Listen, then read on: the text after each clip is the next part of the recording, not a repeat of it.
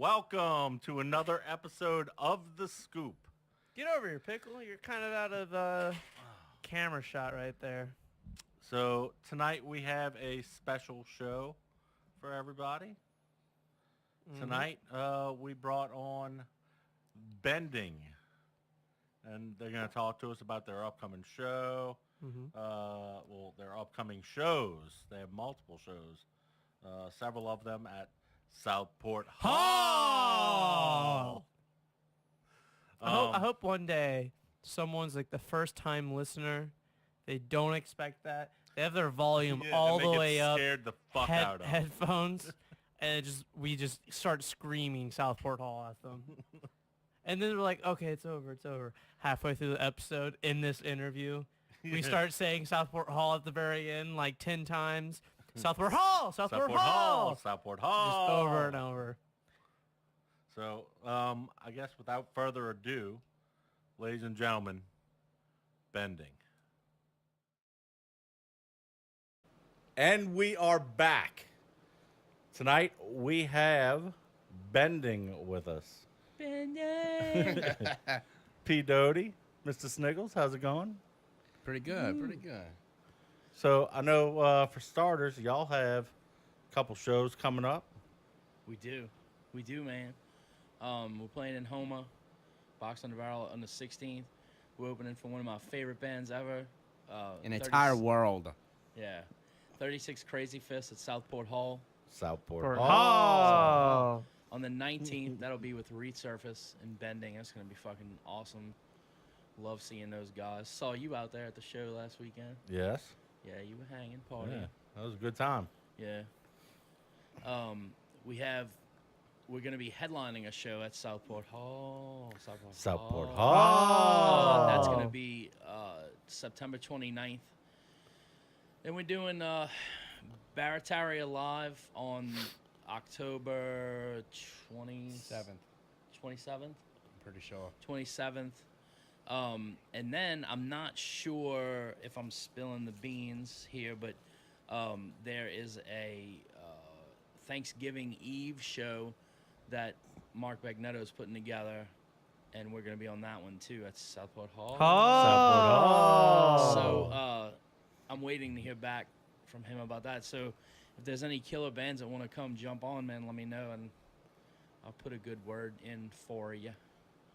Get some fucking dope motherfuckers out there to fucking make it happen. So y'all got several gigs coming up here. We got a lot, like, for a band who hardly ever fucking plays, we have a lot going on this fall. And on the top of writing new material. Yeah, we're writing some new shit. So we're gonna get some new situations going on in between that. Yeah. I mean, I'm not normally one who's like, dude, this shit's fucking badass, bro. It's best shit ever. This shit is the best shit ever. Like, the new shit is the best shit we've ever written. Shit. Yeah, and I mean, like, we've been playing together in bands since, like, 2003.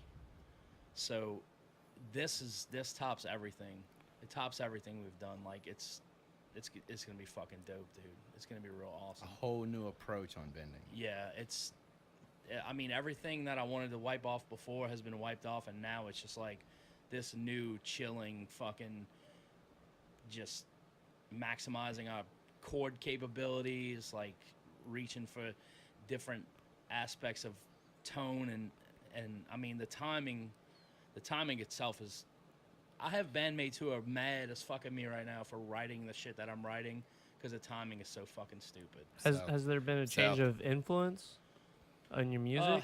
Well, I mean every group that you join when you're a musician, there's always.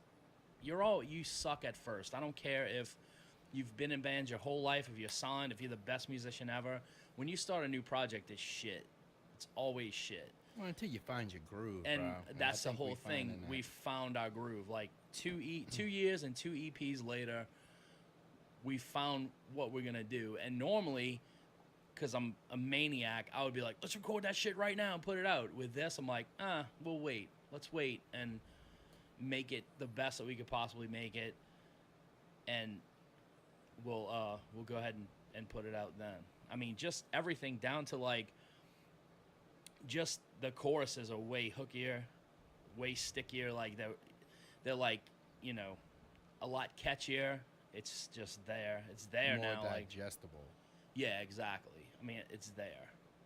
So we're happy with it, and my boy Wayne is finally getting his toe in the water.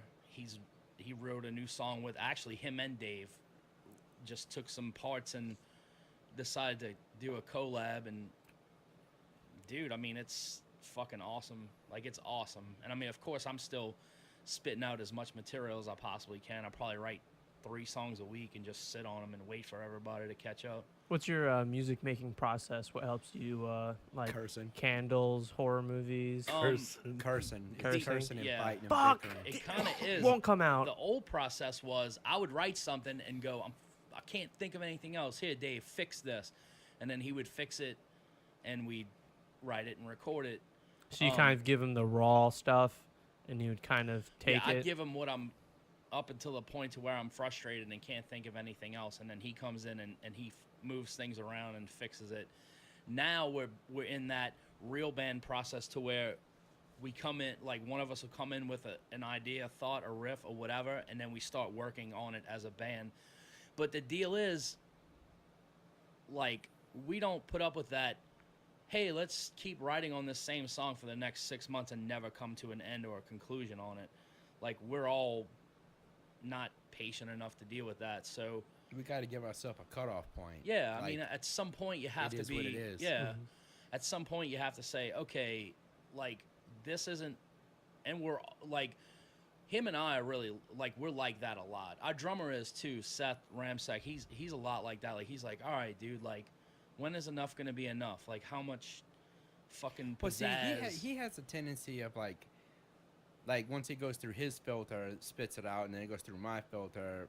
Seth is usually the guy that kind of like glues it all together, Yeah. like signifies everything yeah, like for what the song's Yeah. gonna be. he's good at trimming the fat, so to speak. So, I mean, we're just, you know, it's still the same approach. Like, in bending, from the very beginning, our MO has been like, we're not putting up with any shit. We're gonna try and do the best we can with everything, and you know, we're not lazy. We're not just gonna be like, let's just jam, man. Like, we're not that fucking band. We don't just jam, man. Like, we come in with ideas and we focus on those ideas, and we just get shit done. I mean, well, so what was it? Monday we had practice. Dave missed out because he had some family stuff going on. So all the guys came in, and I forgot to tell them that Dave wasn't coming. So they were like, man, what the fuck? We got to practice the cellist. I'm like, I have a song if y'all want to work on it. And they were like, yeah, I guess so. So we started working on the song, and they were real mad because the song was hard. And, I mean, it was even hard for me because I was getting thrown off left and right. But, I mean, we still worked. Like, there's no reason to just go up there and sit around. Like, I don't want to be in a practice space and not do anything. Like, I want to accomplish things. And Like, time is money. almost. yeah. I mean, it's not like I'm not, I don't have a deadline I'm trying to meet. It's just, I don't know, I want to do shit. Like, I don't want to just sit around and wait for it to come up. Like, I want to do it. I want to make it happen. What's the biggest challenge that you guys have overcome as a band together? We don't fit. It's the same challenge I've been dealing with since I started playing music. We don't fit in any genres. There are cliques here that we just do not fit into. But the easiest part about it nowadays, at this current moment in modernity, is the fact that there are a lot of bands who don't fit in anything. I feel like there's bands that don't fit in anything, make their own type of music, name it, sure, absolutely. and then it becomes Absolutely. a thing. He's That- like, hey, it's a new thing, absolutely. and people kind of flock to it. And they rely on the other bands that don't fit into anything. I mean, so we haven't played a show with Zombies Eating Sheep, but I know it's coming up.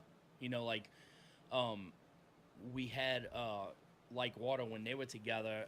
Like, it was known from the very start of, like, once we started playing out and once people saw us, and like those bands, like that band especially, was like, okay, we're playing with y'all. So it's like, because they don't really fit in with anything either.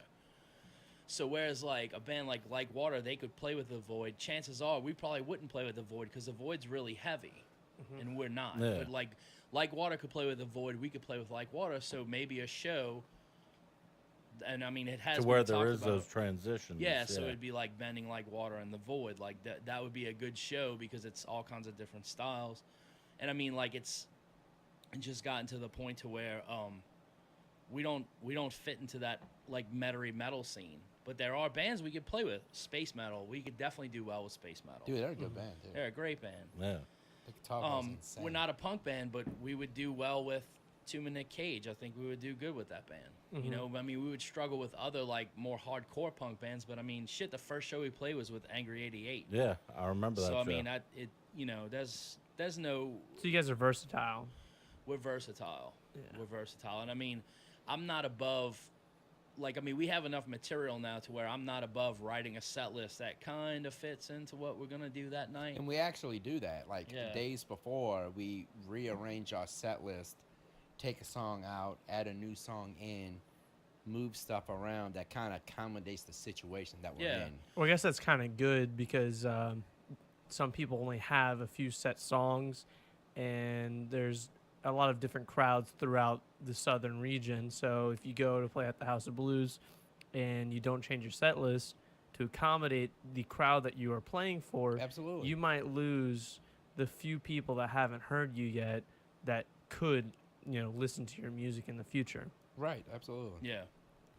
I mean, we for sure, like, we're playing with 36 Crazy Fists, which is, I mean, when they first came out, they weren't that heavy. Now they're way heavier. But I mean, they still fit into that facet of like a heavy band that has clean vocals, and they do like some lighter stuff and some kind of alternative. I think they call them alternative metalcore or some just I don't know. everybody's at a They're fucking fantastic. label. I know, I love Well, them too. I hear one term that I'm hearing more and more often going around in the music scene locally, and I'd even go so far as to say internationally or Universally. universally, is progressive. Prog metal. Do you think that? That is a term that musicians have been throwing around since, God, 2000-ish or so. Well, see, when we were coming up, prog was something completely different than what they consider it to be today. Like Dream Theater Yeah. for Yeah. us was prog. Well, Right. so this is what happened. Rush. So like when I think back, the first band I could think of that was prog was Rush, of course, like you said. Then it moved on to like the Dream Theater stuff. Then it kind of went into like this whole like kind of Meshuggah Degent thing. Mm-hmm. Then there was Tool, and then there was bands that, like all the emo bands, you would call them prog too. And then it was like these kind of like, Well, I called those screamo.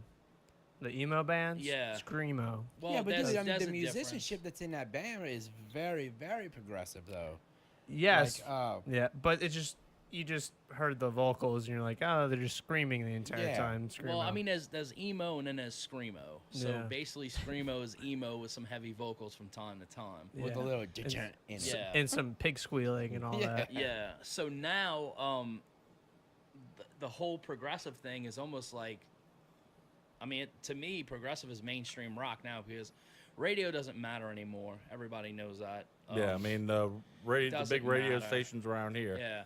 And I For mean, the some most of- part, they're playing stuff from when we were in high school. Still. Yeah, and I mean, Yeah. like some of the biggest like non-commercial bands around, like Periphery and the Faceless, and I mean, shit, even bands like 36 Crazy Fists. I mean, back in the day, 36 Crazy Fists was considered a progressive band. I think there's a difference between progressive bands and like the actual prog, because prog purposely tries to go, okay, you can't keep up with this shit. We're gonna play the weirdest riffs we could think Yeah, of. like, can you play this? And everything's type going to be riff. super finger movements and shit. But progressive just means that it doesn't follow 4/4, and there's a good amount of key changes, and they do things musically that aren't done a lot in rock. So they get off of that whole like 4/4 big strumming choruses. So basically, they're saying if you're not playing Nickelback style stuff, it's automatically Exactly. prog. Or if you're not doing like a Papa Roach thing and it's not prog. I mean, in a lot of ways, you can consider Deftones a progressive band. Glassjaw is a progressive band. I mean, that's a group that's been around since like 2000. I I always thought of the Used as like slightly a progressive band. I mean, but like to me, the word prog is completely fucking different. That's like the resurfaced kind of shit. That's like, you know, what the Arbitrary does. I mean, that is fucking prog. Like that's, but Solunar. yeah, Like there's been a lot of bands Yeah, that have been Solinar. coming around. You mentioned the kind of radio dying and it's moving more towards internet. How have you guys adapted to? We love it. We love it. You like We it? love it. I love it. Every aspect of it, because it gives the guys and the DJs, whatever, an opportunity that they never had before. Like Pickle, for instance, you know, he does his show. It's pretty successful. And Very successful, and this show's huge. Yeah, well, I didn't know the exact number. My bad. It's like tens of people a week. But no, I mean, it gives us You need to like get we on don't that. even have a fucking a new rock station here. I think we do. I mean, we We don't don't. know. Well, We you don't don't know. know. Our- Like, we don't fucking The listen. alternative rock well, station was closed or replaced with R&B music. It just depends where you are, your target There's audience. something now, because I mean, there's bands that are playing at House of Blues on the back of that radio station. Yeah, but it's mostly on. I think 92.3 is really doing.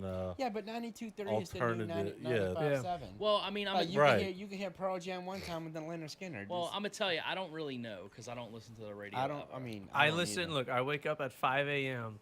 First thing I do is turn on the radio, listen to John Osler in the morning, talk shows. Then I'll listen to music. Then I'll listen to Rush Limbaugh for a little bit. I'm a Tommy Tucker guy. I am constantly changing the radio. Until I do this, and I don't. I constantly change the radio because it has so many commercials. But one thing I've noticed is going on the road so much, like going over in Hammond, going over near colleges, there's a lot more variety of radio stations. Absolutely. You go every But, dude, street and you'll we see got a radio bunch station. of colleges here, and they don't do shit. So I Yeah, mean, we've basically, got TUL. Well, yeah, and two lanes Loyola's radio. channel, but Every hour you I have can different type of music. Never get Loyola's channel in on. Yeah, I don't even know what their call is. there's Yeah. there's HIV now too. I don't want to listen to that one. You said you were played HIV, on that radio station. Sorry. the Love it. HIV radio station. Yeah. They do a lot of local shit. They do a lot of underground stuff, punk hours, metal hours. I mean, they, you know, it's just a I mean, but that's like a form of I would classify that as like an internet thing, a local. I mean, it's thing, on you know? it's on the radio itself. I mean, it's you know, it's on the radio. I mean, not to mention that like the radio, you only get like you have to hear it for like at real time, you know. But like a podcast, you can listen to it anytime you want. yeah, Internet, which it's anytime. I think like has more reach than anything. I mean, face it, smartphones are like they're the underwear they're of the our new walk- generation. yeah. I mean, they fucking are. Like, I mean, it's like smartphones are the TV of our generations. Like, we spend more time on our phones than I definitely do See in front of a TV. that's what I find like kind of crippling a little bit, because all right, Phil, I'm going back a little bit. 2003, 2000, 2001, 2 and 3. I think I was like, We had no 6. problem. We had no problem beating the streets, you know, advertising for our shows to go the Mushroom, Delgado, Tulane, Loyola, blah blah blah. We had our run of everywhere that we can do it, and like social media now, all you got to do is just post an event on a page, and you actually get more results doing that, but with still the mind frame of like if you see it once, you'll kind of remember it. If you've seen it on Facebook, like, oh yeah, I've seen this, you know. but it's actually getting the people out there. I think this is the hardest part. Well, They'll see it, and it's getting them to engage the post. well, see, you well, post because out we're there, old but they have to school comment in a on it. sense, like me and Phil still have that mentality of going out shaking hands. Yeah, Well, I'd rather go out Yeah, and I mean, actually well, talk I see about y'all the out music. at shows, you know, every weekend. I see y'all One know, representative of our at band least is once there. or twice a week. I'll see an update from y'all's band saying, "Hey, you know, We try to be if there's one thing that we do as a band, we try to be a powerhouse as far as have you heard of our band? Yeah. Not if you Yeah, liked I mean, it. I see Not if you links liked that it, you y'all heard our post all the record, time but did you hear about for links to the website, links to upcoming shows, it? Videos? you know, whatever. videos of y'all practicing. You know, that's one thing that I love about following y'all is the activity, and you almost feel like you're a part of the band. And that's the whole point, man. Like, so there's a lot of stages that go into it. Number one, you have to make your Facebook event as soon as you book the show. Number two, you have to make flyers and go to that club and put those flyers out. And it has to be catchy. Whether it's it big can't flyers, just be a white flyer with, you know, you Yeah, have to have some it thought can't- process. Some well, theme I to see a it. lot of bands like going out, like they bring flyers to shows, and I'm like, fucking A, man, I love that. But they'll give you like this whole like page, and I'm like, okay. And they're like, yeah, this, you know, and the flyer's like, you know, in the middle of the page, and they're like, here, check this out. I'm like, thanks, dude. Cool, man. And I'm like, you can't fucking take time to cut fucking 2 flyers out of a page, motherfucker. Like, handbill, dude. Don't hand me a for big our- old for fucking our newspaper. record release, that's why I went so elaborate Yeah. with our flyer. Like, dude, what's badass more than Batman? Nothing. I mean, we didn't have a lot of musicians at that show, and you know, Pickle, you were there, like Yeah. you saw. But we had a lot of people in there. I'm like, who the fuck are these people? That's our Facebook people. Right. That's our like, hey, we're proud of what we do. Check out our band. Look at this. Look at this. Keep pushing. Keep pushing. Keep pushing. Come at them from a lot of different angles, and people will go, what is this fucking like? Because I've done that myself. Like, Cat Bamboo. I'm like, who are these fucking guys? Like, who is this fucking band? So I go look at them like, oh, okay, they're a prog band.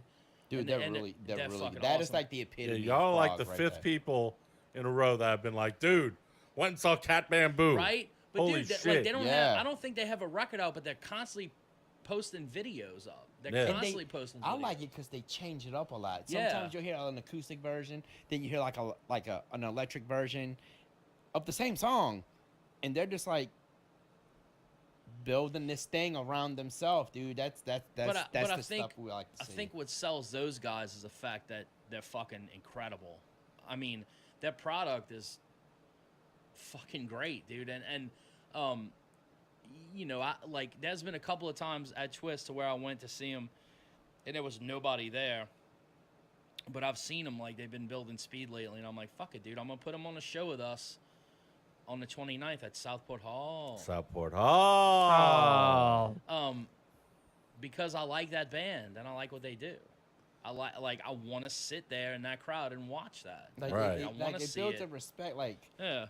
that's one thing that I love about the band that we're in is the fact that my guitar player, my drummer, my singer, and myself are so eager to see like shenanigans. Well, shenanigans for most of all, but like people that are like pushing the envelope to make that happen. You know, just like being just like completely off the cuff. Plus, the 4 of us are always out and about. We're always around Yeah. fucking everywhere.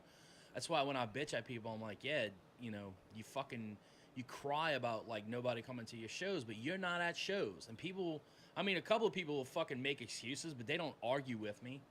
How can you argue with me when I'm there at the shows? I know you're fucking there or not.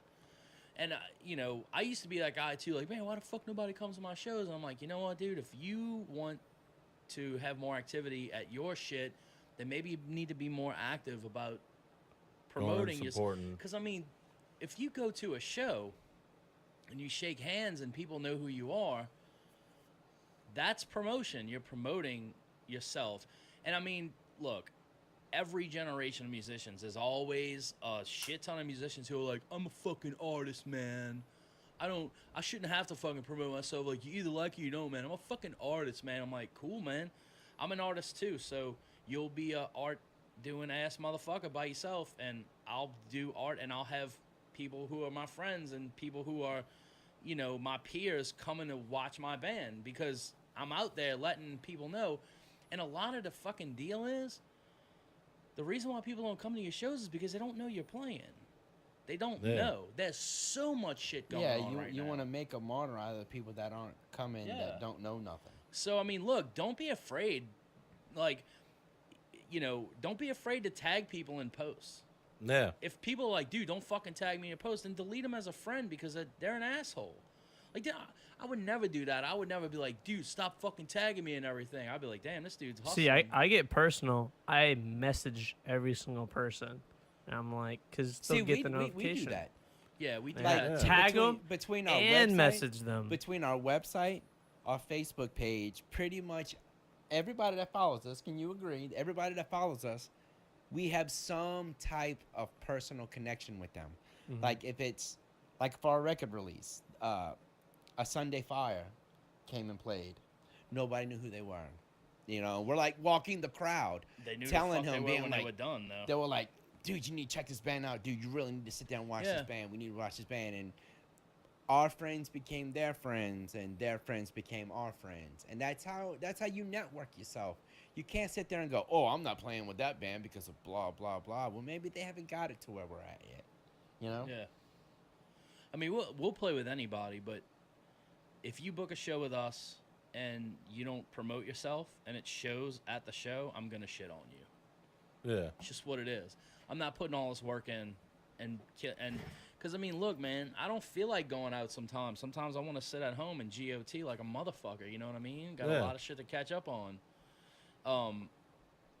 But I go to shows, I go out, I shake hands and I talk to people, and more importantly, I support the bands that I want to see. Like, I went out this weekend. I went to go see, I missed Event Horizon, and I fucking hate that. And I'm pissed off at myself. You should be, because it was probably 'cause they're the fucking- best I know. performance that they have done. Absolutely. I'm mad. Absolutely. I'm mad because I thought it was going to start later, and it fucking didn't. And sure enough, the same shit that always happens. As soon as I pull in a parking lot and find a spot to park, which was in the fucking grass over on the other side by the substation, so there's probably all kinds of snakes in my fucking bed right now in my truck.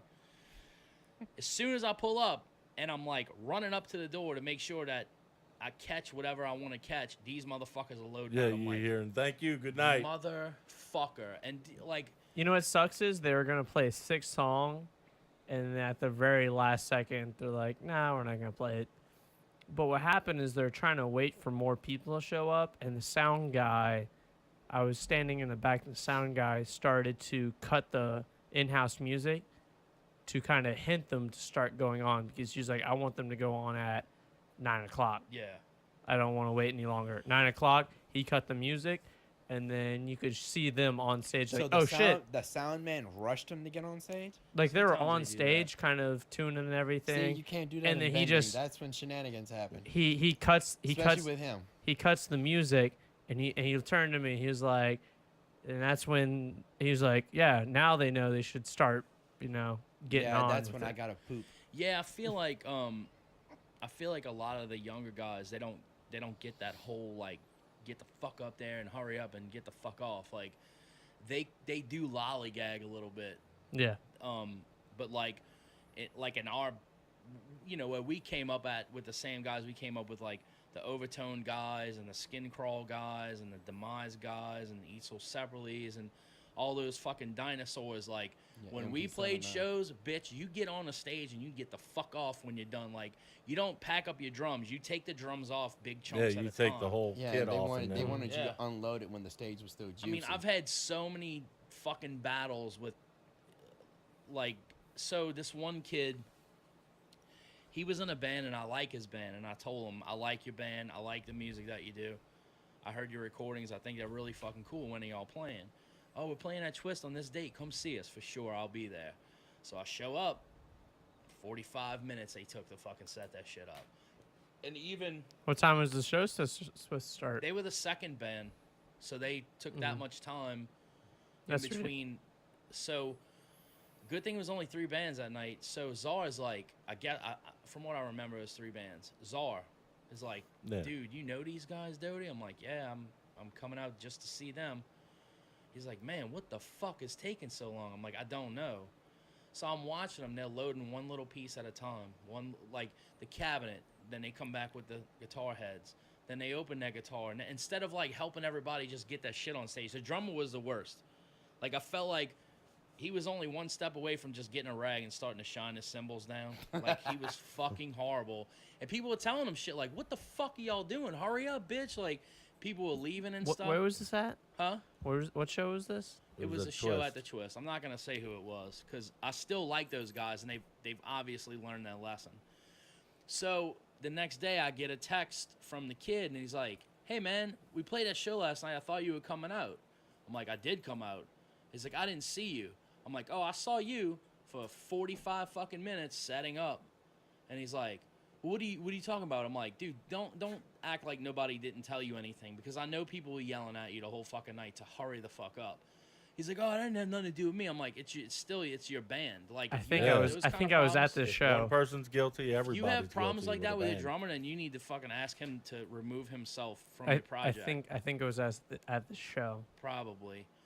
So they finally started, and it was the most unprofessional shit. Like, great songwriters. I like the singer, but it was just super unprofessional, man. I wasn't entertained by it, so I left. And so he hits me with like this giant fucking text message about how, like, you know, new bands will never get a shot to do anything if the older bands keep ignoring the guys, and you know, we're just jealous of their talent and they're on the cutting edge and we're fucking old, and you know, basically like to the point of like we need to move over and all this shit. And I'm like, I just texted him back. I said, dude, the people were there to see you, man. The reason why they left is because y'all took way too long to fucking set up. Way too long. It was like, and I told him, I said, it was so awkward, it was painful.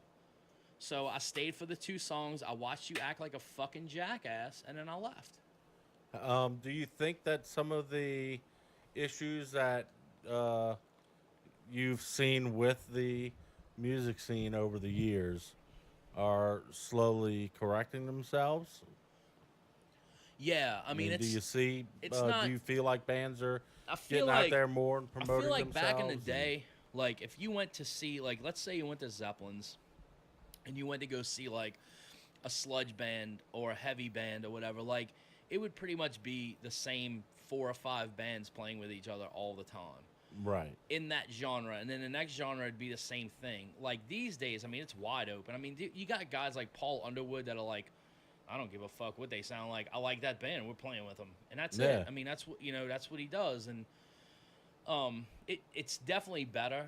The scene is way better now. I just feel like back then there was not a lot of shit going on, and if you barely advertised and worked a little bit of street work like we used to do, like, but before our era, like, you know, the kind of like early Crowbar days, Exhorted days or whatever, if you worked a little bit of street work, there was only a few spots that people played at, and on the weekends there was nothing to do. And back then, kids were way more amped about leaving their house and getting to go somewhere. So all you had to do was just say, this is what's playing here, this is the kind of music that's going on, this is what's happening. Put out like maybe, you know, 100 flyers or whatever, and that place was going to be packed. Word of mouth was awesome back then. These days, there's so much separation between people, you don't really get that whole word of mouth thing. Like, you have to make that shit an event. Yeah. You have to make that an event. And, you know, like that poster right there, Dope and Combi Christ. People were like, who in the fuck is Dope and Combi Christ? I'm like, you know, they're fucking bands, they're popular, and they do shit. And a lot of my people were like, I don't even know who the fuck that is. I'm like, Dope was big in the early 2000s. Like, Combi Christ is kind of like an up-and-coming, like, industrial thing. And, like, I don't even know what that is. So I went and researched, and I found the people that wanted to buy tickets to that show. I found those people, and I sold those tickets to those people. I mean, it's just, it's a lot more work now than it was back then. A lot more work, but there's a lot more opportunities, too. Yeah, there's a lot more avenues you can take now that we didn't have before. Whereas before, like, I feel like that whole Zeppelin's era and like that, the Zeppelin's era and just before that, it was like Cockblock City, man. Like, it was super Cockblock City. I mean, you had to, like, get in with certain bands to get certain shows and shit.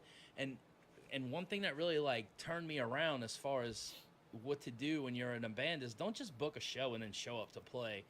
I would see Ben Falgout from Goat Whore out there and this was just before Goat Whore, he was out there with stacks of flyers, talking to people.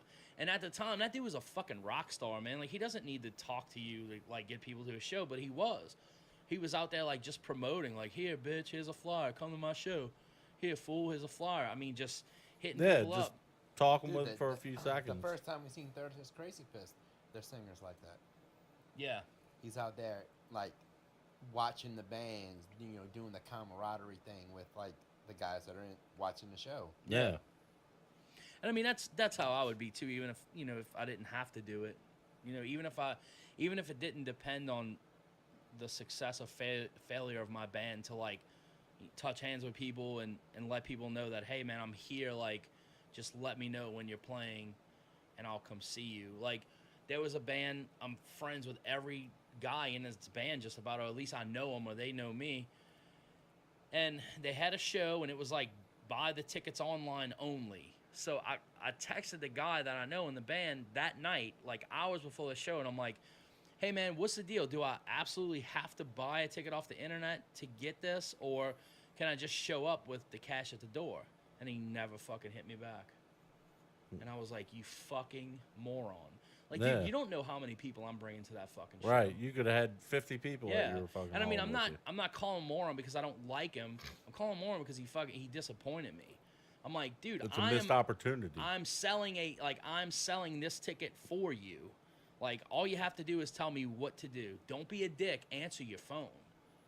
Whatever, man. You want to, not do that, then fine. Fucking, I don't care, I mean, I guess you're dealing with a bunch of, like, introverted, grumpy fucks and everything else. I mean, I don't deal with shit like that, though, man. Like, if somebody wants a ticket from me, like, I'm in.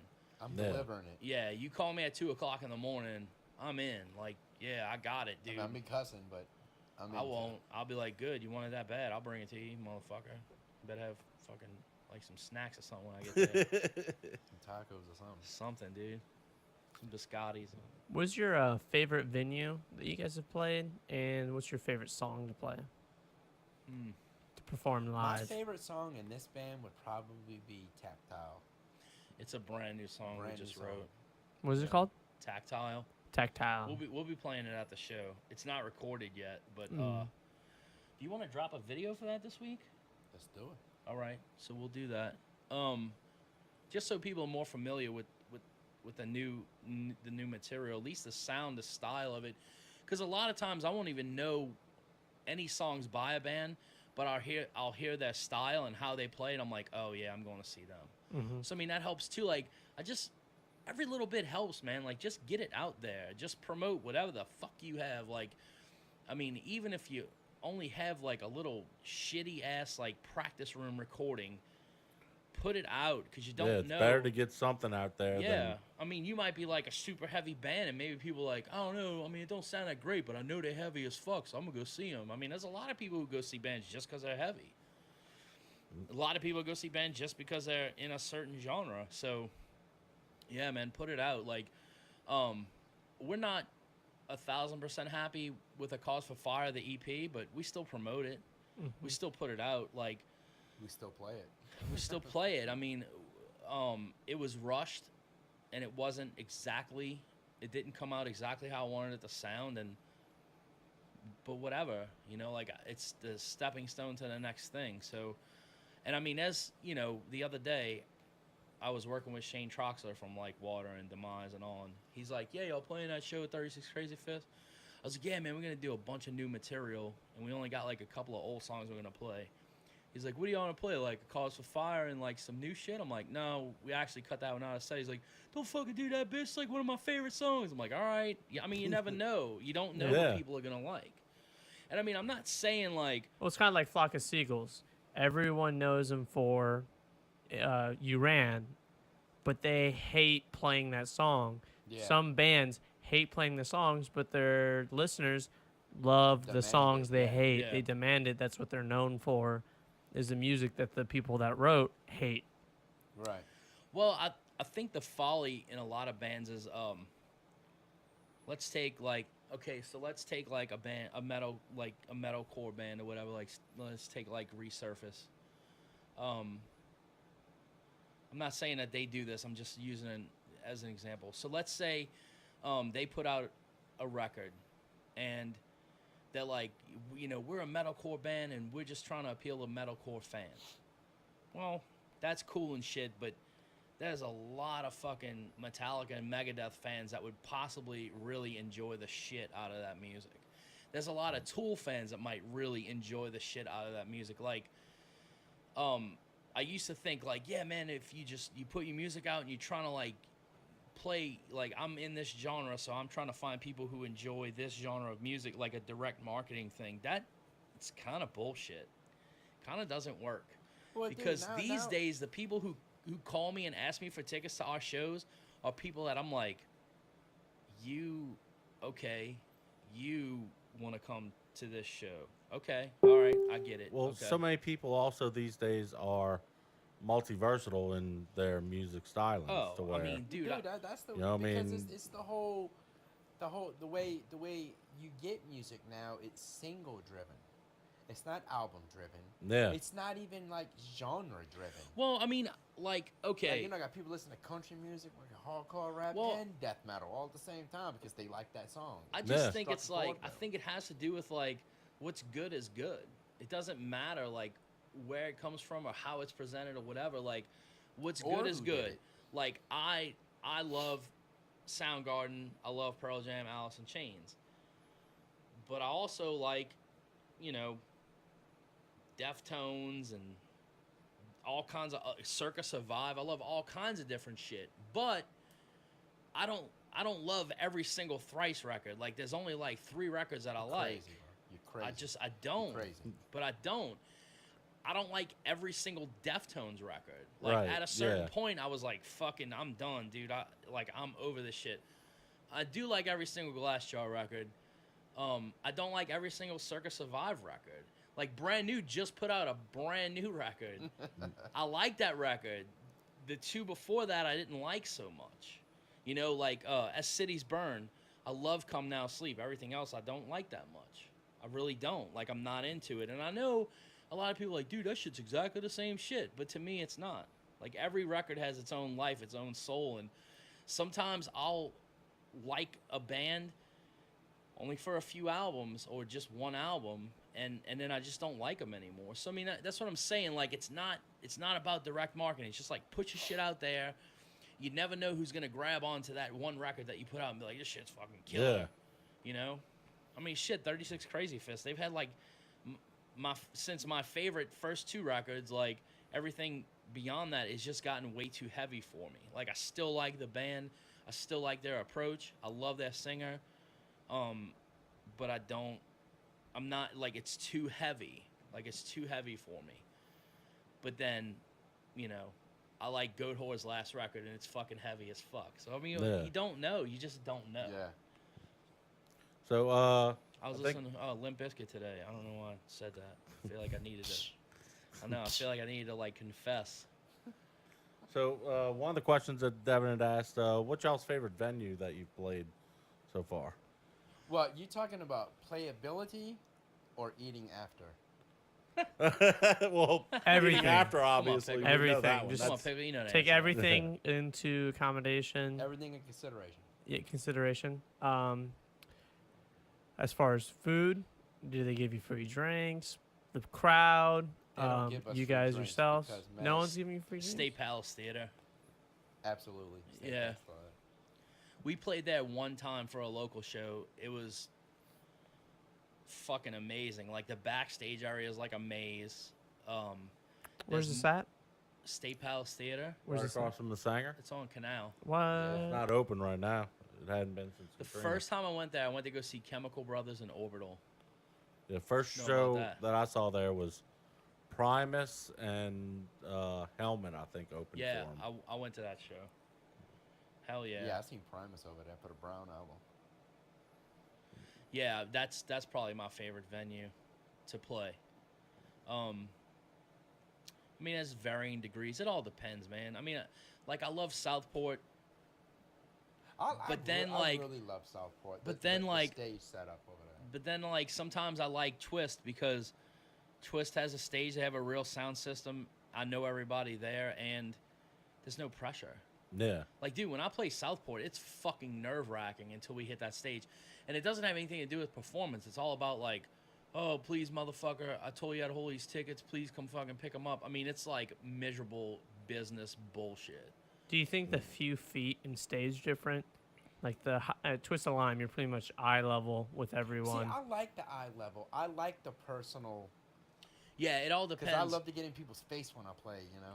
And then with Southport Hall, you're kind of high up above people, looking down on them. I mean, every club has their thing. So, like with Southport, there's a lot more room to move around, unless the headlining band takes up the whole fucking stage and you're playing 2 In the front, feet. yeah. You have 2 feet of movement in the fucking deal, but you have to find your comfort zone in there, and like that's part of the challenge too, which is part of the fun. Is like, all right, bitch, I'm stuck between this fucking bass cabinet and this drum set.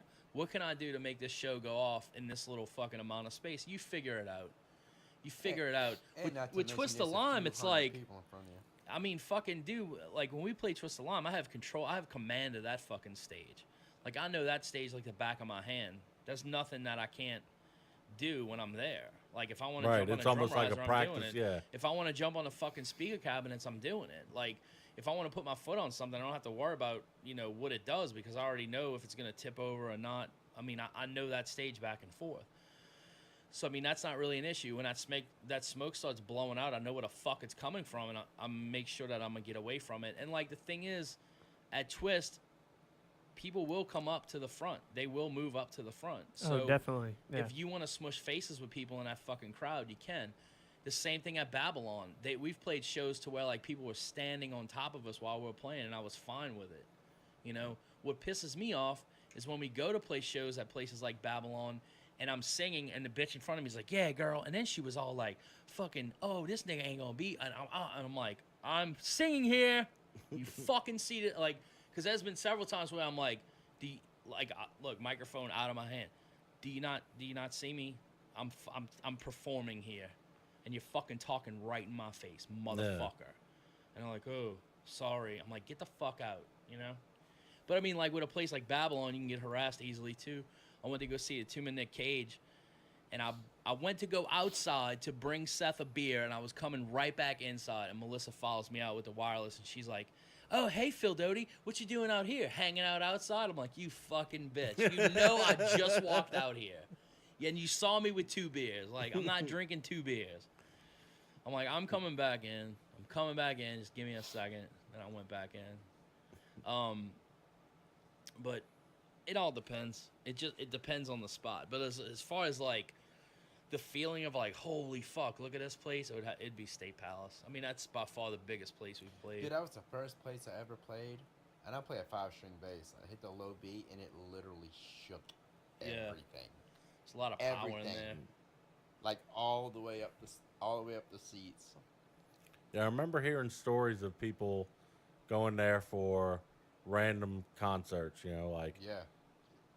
I think one that I even heard was Cowboy Mouth.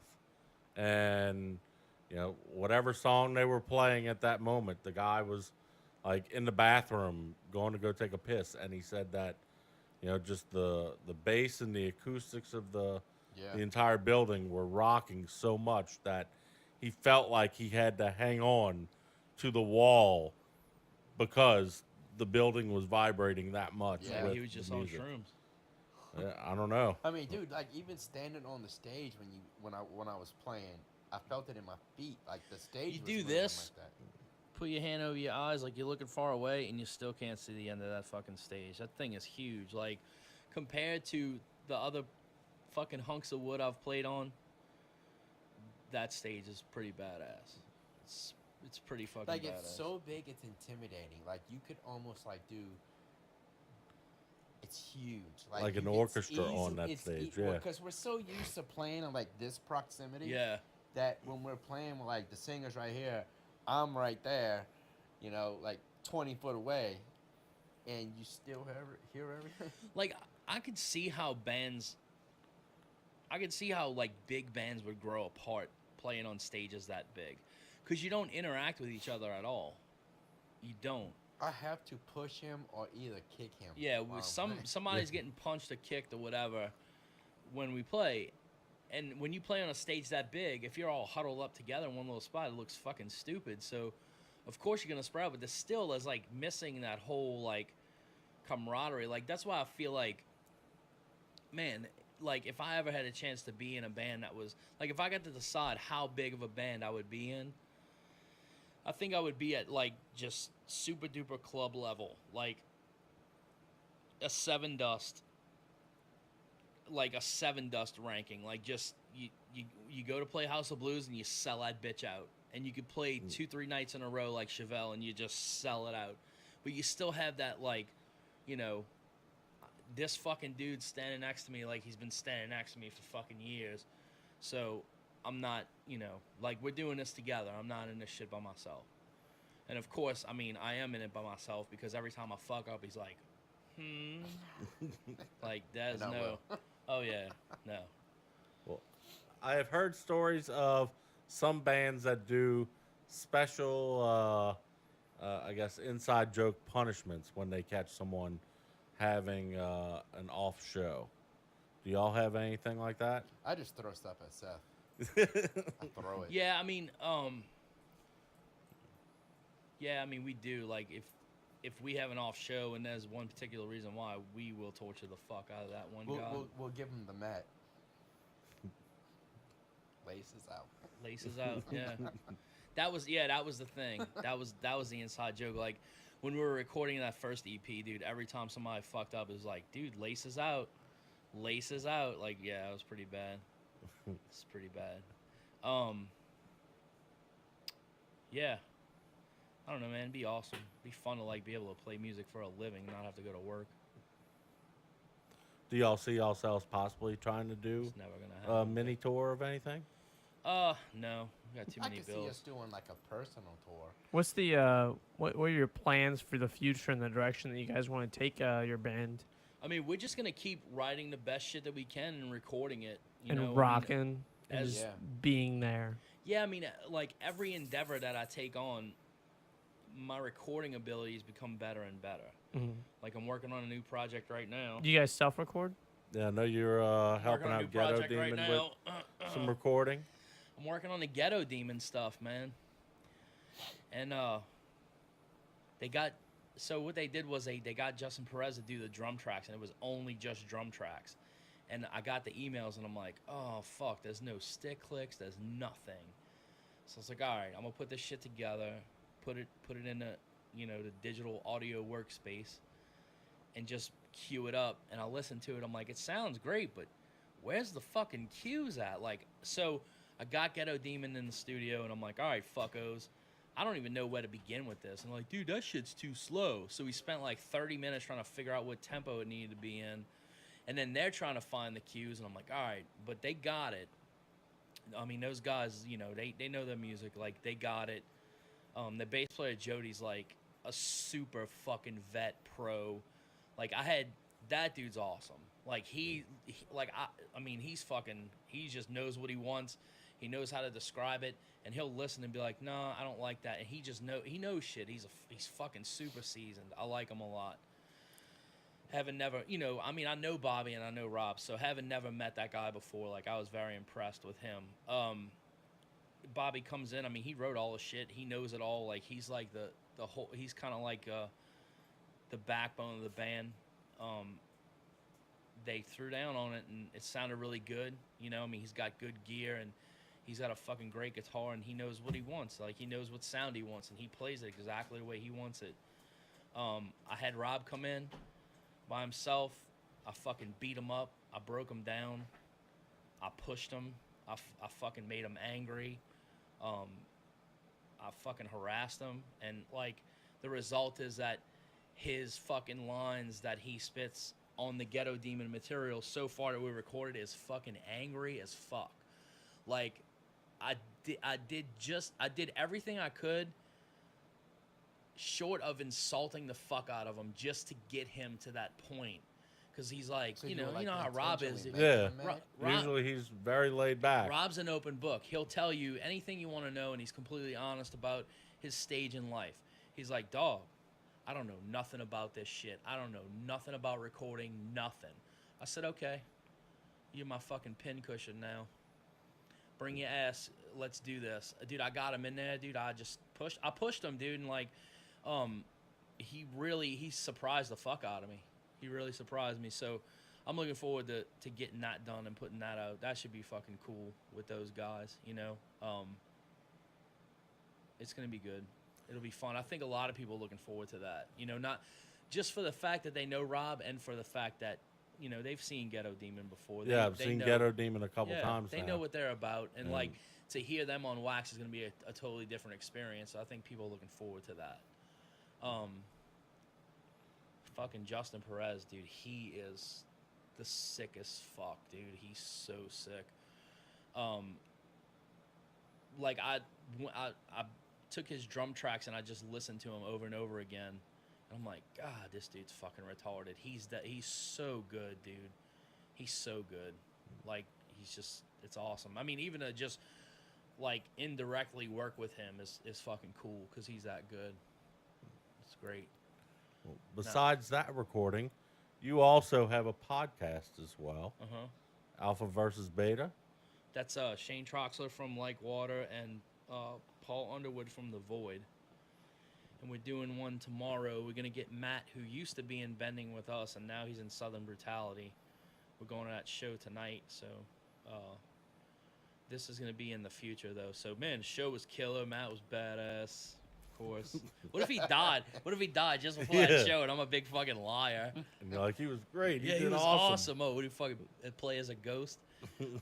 Yeah, we're going to see them tonight. And then he's coming on tomorrow, and it's weird because he's only ever done podcasts with me. So it's going to be strange to, like, have him on by himself, and I'm the one pumping the questions at him. So that should be cool. I mean, it's a different dynamic. Like, we took that fucking guy from just a fucking fan that wanted it, and then he's like, real dude, quiet. When we first met him, he was super real quiet, Now man. Now he was like, dude, I just want to, man, I want to learn how to play bass, and like, if I could be in a band, dude, you give me a shot, I'll work as hard as I can. And he did, man. I mean, everything with Matt was pure fucking work. I mean, that boy fucking, no, he's not a boy, he's a man. I mean, he's older than me. He fucking worked his ass off, man. He worked his ass off. And I mean, shit, like, when he left Bending, he was already in Southern Brutality, and he was getting offers from other bands to come play in their bands. And I'm like, yeah, dude, do all that. Do everything you want to do. I'm like, dude, your fucking kids are grown up. Like, you don't really, I mean, you're not married. Like, you don't really have any responsibilities. Like, fuck, dude, go do it. Like, you've never fucking, I mean, how do you go from just, like, not even playing an instrument, never even being on a stage before to, like, playing your fourth show, you're at Southport Hall in front of 350-something people. I mean, I don't see how he didn't shit himself. I think I would have shit myself. He might have shit himself later on. I think he did shit himself. He shit himself. He shit himself.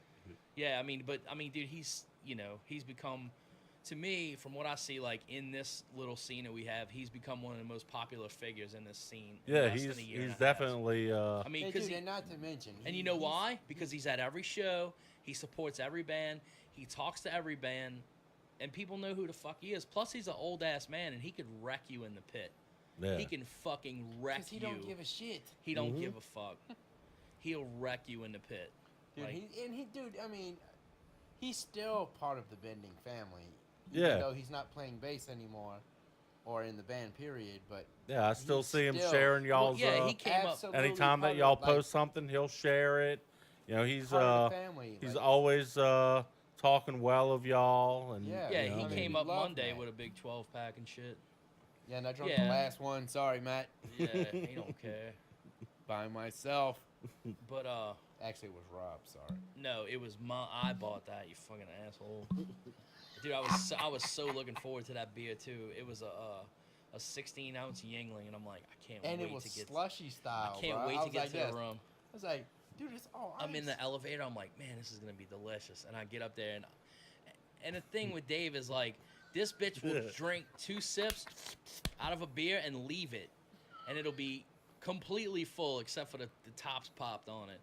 So I went over there, and I'm like, fuck him. I know that. I know this beer in that can. I picked it up, it's completely empty. I'm like, the one fucking time That that all I you wanted decide was to a drink nice a whole sip of fucking beer. beer is the one time I wanted a beer.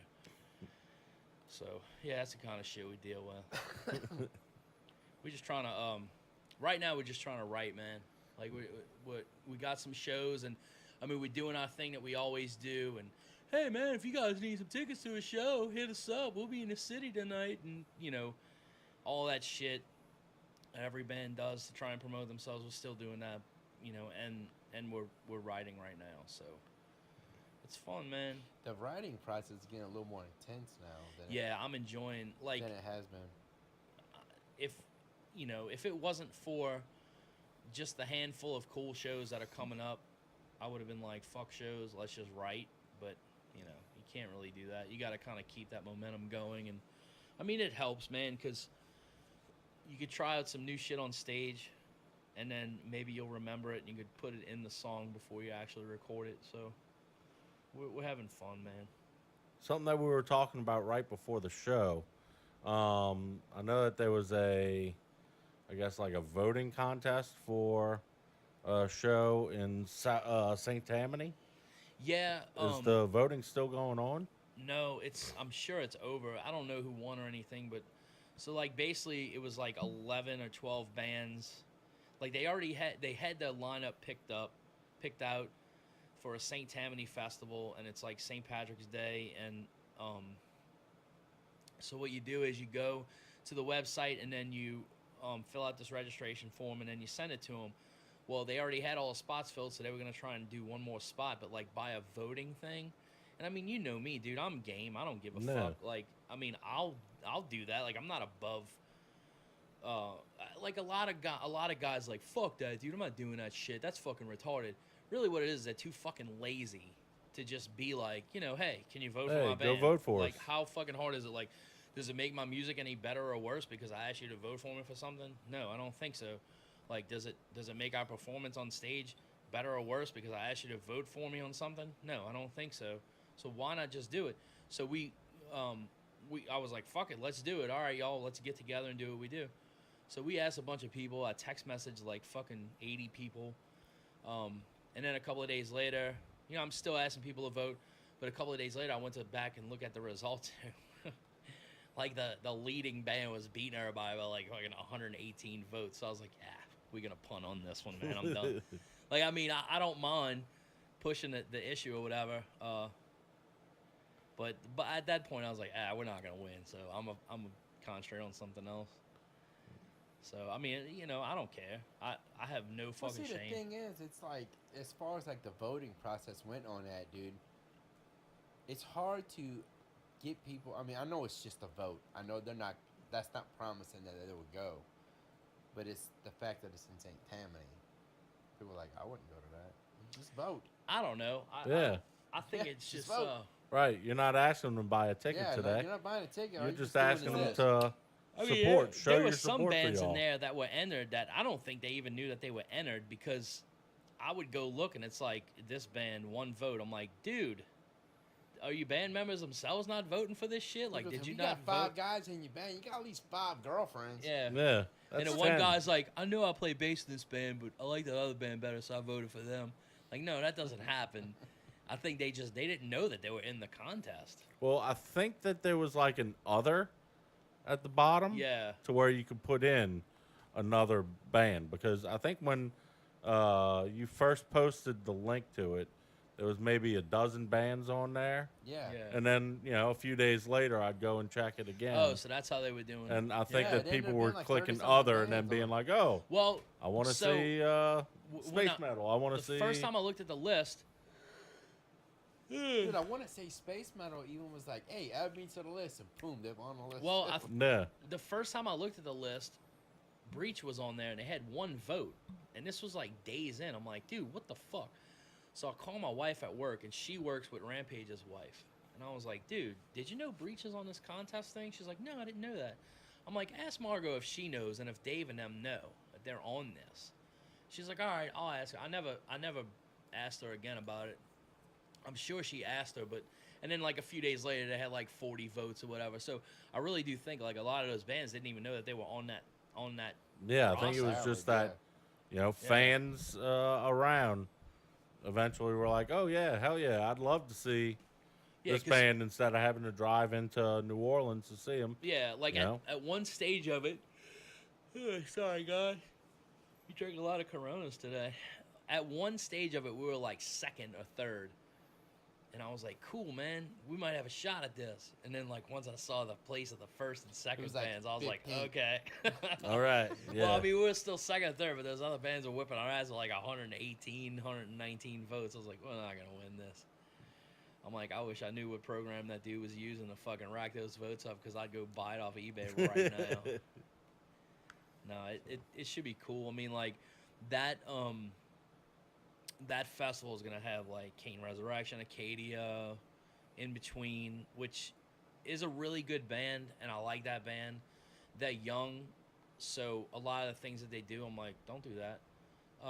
But they're good, they're talented. Their guitar player is fucking sick. He's Gene, hell yeah. he's really good, man. Like, it's not like it's that not bass like real player is real fast good, paced too. shit, but like just he's very intricate. Like, you could tell he's got bedroom time. Like, he spent hours in his bedroom just perfecting this style that he wants to play. And he does it too. Like, I feel like one day he's gonna be in a genre all his own. Like, he's good. He's fucking really good, man. And those guys, they hustle like motherfuckers. They're playing all the time, and they're always like, We went hey, to a come to music this video show. shoot for them. Yeah. They did a music video shoot. I don't know where that video is. I'd like to see it. I haven't seen it. I mean, it might have come and gone by now, but I mean, they're just young. Like, they do young guy stuff, like jump on every show opportunity they're offered, shit like that. I mean, shit that I would do when I was like in my 20s. Probably shit I'd do when I was in my 30s. I like them though. I dig them. Who else is on there? Shit. I can't remember now. They had like this whole lineup. Acadia. Did I say Acadia? Yeah. They're on it. It should be cool, man. Like that. Like, to see something like that is awesome. Like, Yeah. I like that. When they do start promoting it a lot, I'm definitely gonna do my fair share of shares for it. And Oh yeah, absolutely. get my people to share for it too, because I think it's awesome. I love it. I mean, we used to play when we were in Ace Assembly. We used to play Voodoo every year. We played like 3 years in a row. And that was always cool because they let you in. You get 3 days worth of passes or whatever, and then You get like 17 of them. yeah, a lot. You get a lot of shit just for like showing up. And then you get to like bring your vehicle on the grounds, and whatever you have in your truck is what you have in your truck. So if you have a case of Coors Light in your truck, You've got a case of you've beer. got a case yeah. of Coors Light with you there. Remember that fucking this fat kid shit right here? Watch this. You remember that fucking? I know it involves me too. Remember that place that had like the pita bread or like the non Yeah, bread? with all the vegetables on it. Oh my god, what was the name? Roadkill. Yeah. Oh my Oh, god. I remember that Dude, part. Oh my Yes. dude, yeah. We've I ate never about- seen it since then. Dude, one day I ate about 12 teen of them motherfuckers and I was laid the fuck out. They are so fucking good. Just juice like you're out in 600,000 degree heat with a black t-shirt on and jeans, and you got all this meat juice just dripping down your fucking arm, and you're real full and miserable and drunk. It's so awesome. I love that shit. Like, we need to find out how we can get into like a situation with that voodoo thing again, because What, dude? I have an 11-year-old Zachary. I'd love to bring him to that, man. Just like, yeah, go do your thing. Yeah, go nuts. And I'll see you, be back here when the sun goes down. And then that little fucker, I'm like, Zach, be home when the sun goes down. Come home. Okay. An hour and a half later, he shows up. My wife's freaking out. Where is he? Oh, God, it's dark outside. I'm like, hadn't been an hour and a half after the sun went down yet. He'll be here. And then he busts in the door. Just sweaty, smelling like dogs. I'm like, go take a shower. I was across the planet. Yeah. Yeah. Oh, I rode saw it was home. getting dark, and I Yeah. ran over here. I ran as fast as I could. It was Like, where getting were dark you? in I'm like, where were you? Like, California. at the canal? He's like, no, I was at Patrick's house. I'm like, dude, that's 2 houses down. You must be the slowest runner on him. If you ever see him run, though, you'd realize why it took him so long. He looks like he's running in water. Fuck, man. So what you want to do, Pickle? Well, I want to remind everybody, when are all your shows again? The 16th in Homa with Ugly. The 19th at Southport Hall. Southport Hall. Slackers with 36 Crazy Fists and the excellent Resurface. Again, I'm sorry that I missed Event Horizon. I'm very pissed at myself. I want to see those guys. I think their next September show's in 29th. November. Huh? Their next show's in November, the beginning of November. Yeah, they're adding a guy, right? So they're taking Yep, some time. there'll be a 5-piece again. September 29th, we're headlining at Southport Hall in the deck Southport room. Hall. With Chemical City Rebels, which is the old Routine Fiend. Yeah. Plus add Benton from Dry Socket on bass. So it's Ben Ryland, Ben Fridge, Ben Michon, and Benton Lovoy. I think that's how you say his name. All four of them are fucking Bens now. Yeah. So them and Cat Bamboo from Baton Rouge. I love those guys. They're fucking great. I cannot wait to see them live. We went one night. It was Ambassador, Cat Bamboo, and Fly Molo. And the flyers said Fly Molo, Ambassador, Cat Bamboo. So I'm like, okay, Cat Bamboo's opening. No, they flipped it. I'm like, you fucks, man. So it got too late. We were all full from eating at Olive Garden. And I was like, man, I got to go home, dude. I got shit. Like, fine, I got all kinds of shit going on. I'm drunk. I need to go. So I missed them. But I saw, the reason why they got on the show is because Wayne, our guitar player, is a huge fan of those guys. And he's like, dude, if you just do anything for me this year, like, that's all if we could just play with those guys, that's all I want this year. I'm like, okay. Whatever. I mean, it's not a big deal. We'll get them. So we got them, and they're awesome. Can't wait. I don't know. That's it, man. We October 27th. We're playing at Barataria Live with Ugly and somebody else. And then possibly Thanksgiving Eve, we're doing a show again at Southport Hall. So we need Southport Hall. So we need to get some people on that. I would like to play a show with Zombies Eating Sheep and the Two-Man Nick Cage. So you're calling them out right now. I've been calling those fucks out. Well, not so much Two-Man Nick Cage because they'll play a show, but it's like Zombies Eating Sheep. Like, they love to ignore P. Doty. Like, I think it's because when they do shit like that, I say their name.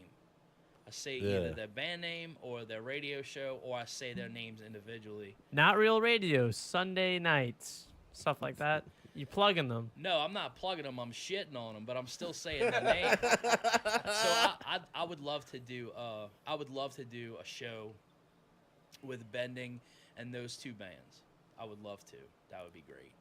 Yeah, that would be a good lineup. Because I feel like those are two bands right there that they don't really fit in any particular genre. They don't fit into anything. So it's fun. There's like the whole techno thing, but then it's like rap, but then it's like singing, and it can, like, Allie can get pretty guttural. She could throw down, get angry. She could do a song with us again. Yeah, I mean, Two-Man Nick Cage, I'm sure that there's like a fucking lineup of bands in New Orleans that they can play with that have, a similar, like, that tangentially they're similar, but like not exactly do what they do. But I mean, in this scene, and they tend to like anchor themselves in this scene here. So yeah, I mean, I think it's because they all have their ties. Yeah, they have ties here, and they're not like a here kind of a fucking band. I mean, because look, dude, I mean, 12 Stones comes to town. All you have to do is flick a booger in this fucking in Metairie, and you can hit a band that sounds like they should be playing with 12 Stones. Right. And I mean, I'm not shitting on 12 Stones. I like Potter's Field. I thought it was a good record. I dig Paul. He's a super nice guy. I mean, that dude's been struggling for a long fucking time. Like, hats off to him. And I know he's got a lot of friends who love the fuck out of him. That's awesome. But I mean, as far as like a radio rock, I mean, there's a lot of there's some radio rock bands around here. Yeah. A lot.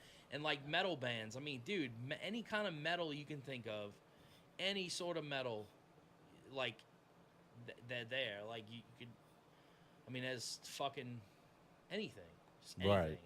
I mean, especially now, like, because some of these fucking players are like phenomenal fucking kids, and like they just keep adding strings on their guitars, and they just keep ripping through them like they're fucking nothing. Super talented kids, and you know they want to fucking play metal, dude. They're young. When I was a kid, I wanted to play metal too. I wanted to be as heavy as I could. It's fucking great, but you know, as we get older, we're trying to diversify our bonds, motherfucker. So yeah, I mean, I'm calling those guys out. If they want to fucking, you want to get on the fucking train, bitch, come get on it. You heard? I don't mean bitch in a derogatory sense. I just mean like in general. And where can people check out Bending? So Online. you can get us on Bandcamp right now. If you go to the website bendingtheband.com, it shit sounds so gay, doesn't it? Yeah, but Like it's just it's super perfect. gay. I guess it's perfect. perfect. You like I gay mean- stuff. I mean, your name is Pickle. yeah. Bending the Band and Pickle. That's super gay stuff.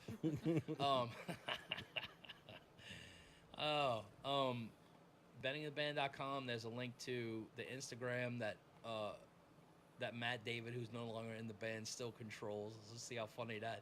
Like, I've been waiting to see like what's gonna happen with that, because it's real funny. It's just funny to me. Like this dude who's not even in the band, he's got control of the Instagram. We have a link for Twitter, a link for Facebook, all that shit. The 2 records that we did are on there. They're free. You can download them if you want to. Chances are within the next, I don't know, couple of weeks, couple of months, there's probably going to be remixes posted back up. Because as time goes on, I get better at mixing shit, and I'm just going to replace the shit that I don't like with the shit that I do like. Right. So there you go. I tend to be, and I even told Rob this when I was recording Ghetto Demon. I was like, when I mix this, y'all have to come in and mix this with me, because I tend to be very, very fucking guitar heavy. Like, the way I mix, it's like all guitars, and if you can hear a snare in there, you fucking lucky. Like, that's how it is. So I'm like, y'all need to come in and make sure that I don't drown everything out. I like guitars, man. Like, I'm a rock guy, so I'm into guitar shit. So, but it gets way super intense and way too much, and a lot of people are like, dude, it's all guitars. I'm like, I don't know. I'll back up. I mean, I'm sure if I did a mix for like Joe Pano or fucking John Rincon or something like that, I'd be like, that shit's the best shit I ever heard in my life, because it's all fucking guitar. So, I mean, that's all we doing. Just fucking, we're writing right now. We're gonna record soon, probably at the end of the year. We're playing shows, man, and we're just supporting other bands. That's all we're fucking doing. We're not doing anything crazy or new or different or whatever. So come see us on the 16th. Call me up. I got a 36 Crazy Fest ticket for you. It's gonna be badass. So as always, thank y'all for coming on. Thank you, Pickle. Thank you. Y'all gonna stick around and do a challenge with us? Yeah. What are we doing? We will discuss that here in just a Oh, moment. Pickle's gonna bend the band over.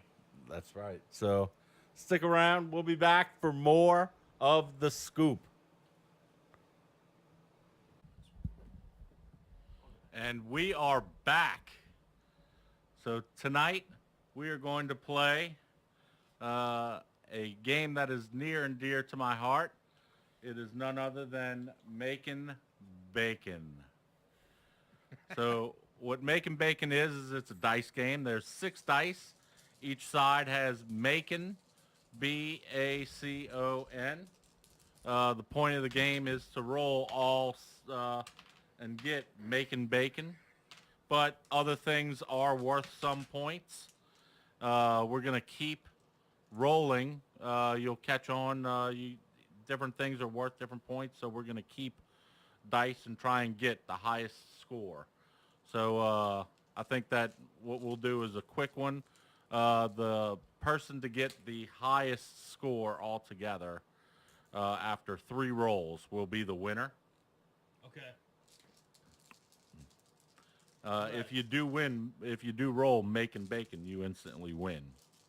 So Doty. So what I Holy get? moly. So there, I would keep. Holy All of it. crap! 50, 50, 50. So that's 450 points. Think I should get No, some of that's that? 5. That's 600 points right there. Oh, because I got 3 Bs. Okay. Yeah. And I got 3 Makin Bacons. That's 900 points. Wait, did you have 3 Makins? Yeah. Oh, then yeah. Well, you could actually keep rolling. Can I? Yes. So 900 and then keep rolling on. Okay. But if you crap out, you don't get anything. If I crap out, I don't get anything. But just keep rolling. That's 2 Makins. Actually. So that's another 200 points. That's 1,100 points. I would stop right there personally. Okay. That's real good.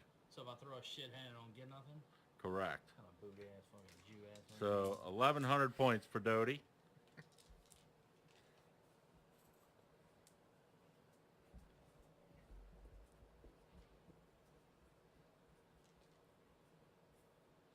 All right. Make sure you move that paper back.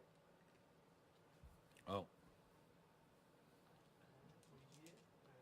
right, ready? I feel like Whoopi Goldberg and Ghost. there we go. Sam, girl, you in trouble. So I'd keep the 2 Bs and roll everything else. Was that 200 points? I'd keep the Macon and roll everything else. You have to make at least 400 with these 6 dice. So you crapped out. Crap.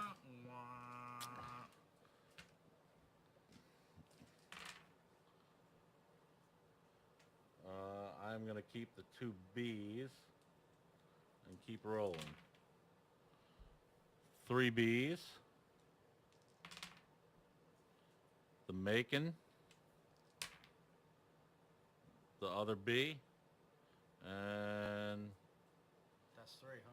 that's 450. So I'm going to stay right there. 450. P. Doty, you're up. Lucky ass roll. Lucky. Lucky roll of a lifetime, biatch. I'm gonna keep. Wait, hold Dude, on, that's hold bacon. on, hold on. That's bacon. No, it's not. It I fucking see. is, dude. I rolled Makin Bacon. P. Doty has officially just rolled a Makin Bacon. Get the fuck out of here.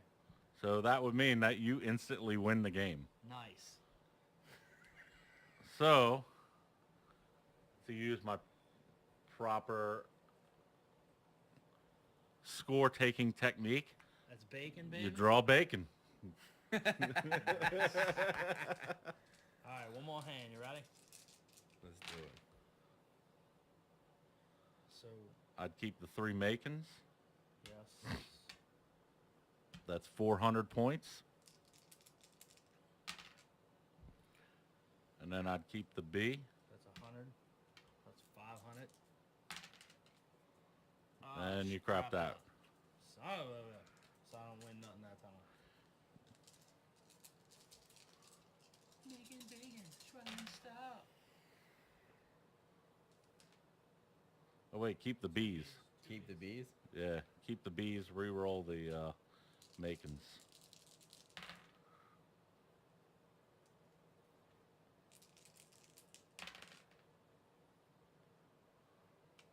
Keep going. If you want, you can stay right there. That's 400 points. I'm gonna stay right there because I ain't got no shit yet. I don't know, you should have risked it.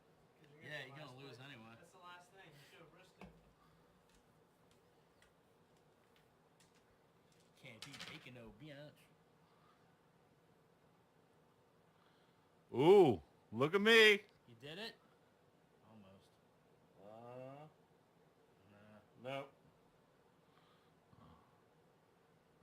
Some circles that I play with, they would call that a fakin' bacon. Still missing the O.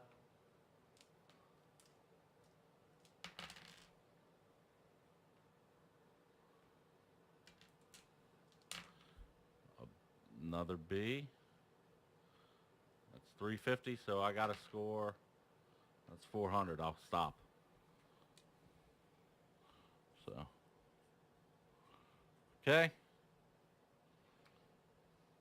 Dodie? Wait, how's it my turn? We did 3 each. No, we each did 2 so far. No.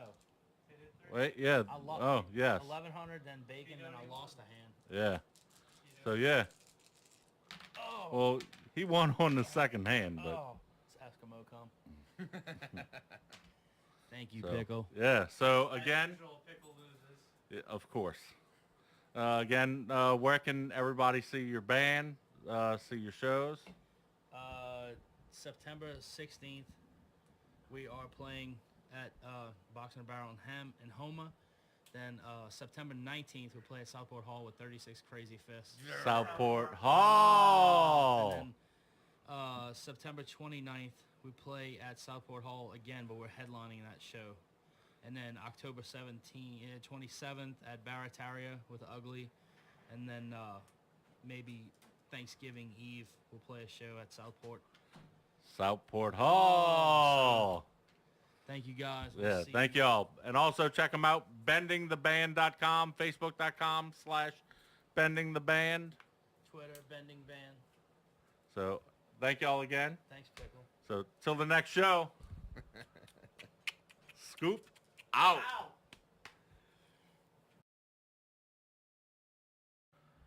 So there you have it. There is our interview and game with Bending. Again, we'd like to thank Bending for coming on. Man, I can't believe you lost again in the after show challenge. Soon.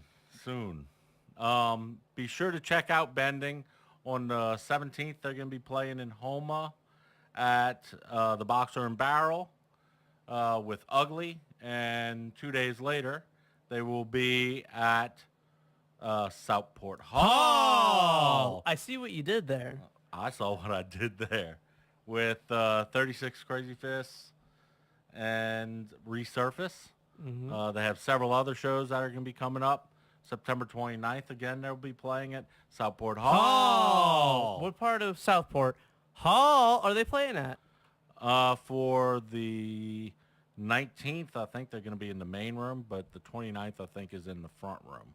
Okay. So you can check out more about Bending at their website, bendingtheband.com, or on Facebook, facebook.com/bendingtheband, Twitter at bendingtheband. Follow us. Subscribe on iTunes or your favorite podcast app.